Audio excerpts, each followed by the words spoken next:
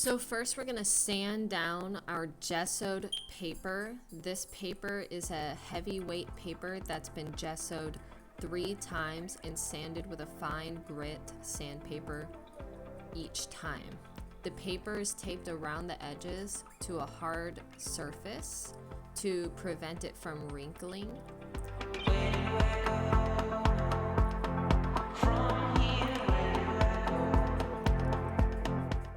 It's always best to rotate your canvas or walk around your canvas and step back from your canvas frequently so that you can see it from several different angles while you're working.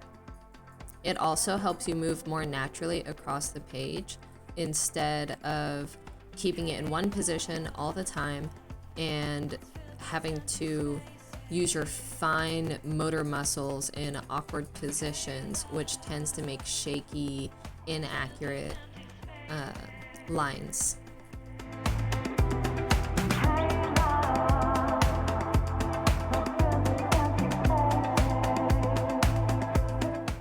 It really helps me when I'm drawing from my brain to keep a focal point and a light source in mind. If I'm trying to draw a particularly complex shape, I think about it in smaller shapes and piece it together. I went ahead and changed the filter to something with lower contrast now that we're not looking at the pencil so that you could see the colors more accurately. When I'm working in acrylics, I like to mix small amounts at a time because they do dry a lot faster than oils, and I usually do work with oils. My first layer of paint recently has been in acrylics. I like to get my first layer done quickly because I'm blocking out the shapes and the overall drawing more than I am thinking about the colors themselves. I want to get the contrast right, and I want to get the placement of everything right with my first layer. So it's just a quick and dirty layer. It's going to be thinner. I'm using cheaper acrylics for this since the primary purpose of this painting is for this tutorial. On the types of paint I use, Golden Open has been a wonderful acrylic paint.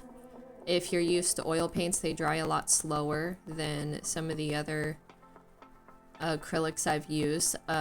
Some of the colors can even stay wet more than a day, which is crazy long for acrylics.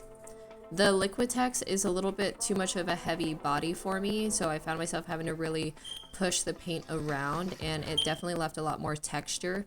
If you are an impressionistic painter, or if you just really like heavy bodied paints, I would say Liquitex, or just read the bottles of the paint before you purchase it, and it should tell you how heavy or fluid the acrylics are. Just remember, a heavy body paint is going to show more texture on the canvas than something that's a little bit more fluid, which will give you a more even transition from one color to the next.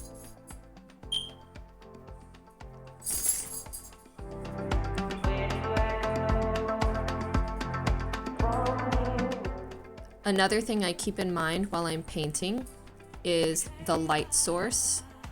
So I said that while I was drawing, I like to keep it in mind, but now that I'm adding the colors in, I'm thinking of the moon as giving off this kind of garish, spooky red glow. So I can, instead of drawing a line like you would with a pencil of what side of a hill is facing the moon, I can paint it with that specific color that the light is. So it's not so much I'm painting the colors of the trees red as I'm painting the light that hits the trees red. I like my first layer and my final layer usually to be more emphasis on the light source. I think it gives a painting a bit of a glow. And it's also a good way to define multiple light sources if you have one light that is more warm or cool than the other, or perhaps just a completely different color. So I hope you enjoyed this tutorial for today, and I will be completing this painting with y'all as we go. Please subscribe to see my next video about this painting. Thank you.